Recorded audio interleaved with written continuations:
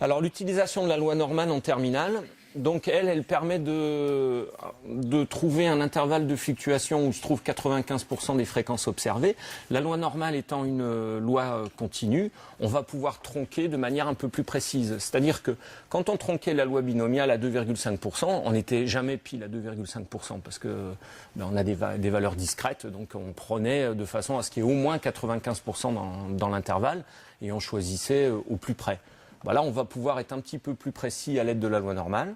Pour un codage monoalphabétique, on peut valider la langue utilisée à l'aide d'un intervalle de confiance. C'est-à-dire on va supposer que le codage est monoalphabétique, cette fois, puis on se pose la question, dans quelle langue il est codé, est-ce que je peux avoir des informations là-dessus?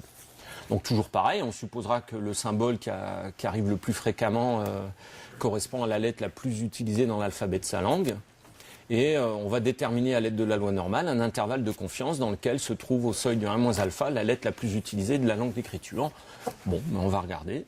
On observe 18,8, donc l'intervalle de confiance, il est autour de la fréquence observée. Et on regarde si P est dedans. Donc pour le français, il est dedans, donc on va accepter au seuil de 95% que ce soit en français.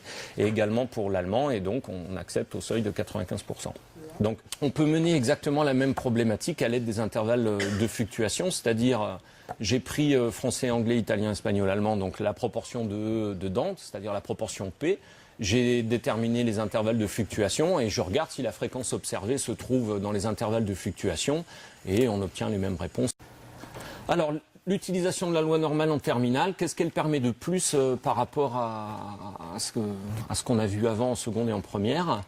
Justifier l'approximation des intervalles de fluctuation vus en seconde, la boucle est bouclée, manipuler les intervalles de confiance et se substituer à la loi binomiale lorsque le calcul est fastidieux, mais comme vous le verrez tout à l'heure, les machines font tout, donc finalement cet argument il était valable avant parce qu'on utilisait des tables et on se ramenait, quand les calculs des coefficients binomiaux étaient trop compliqués, on se ramenait aux tables de la loi normale. Bon, maintenant c'est caduc parce que toutes les machines font ça et le tableur aussi, donc on n'a pas de souci de ce côté-là.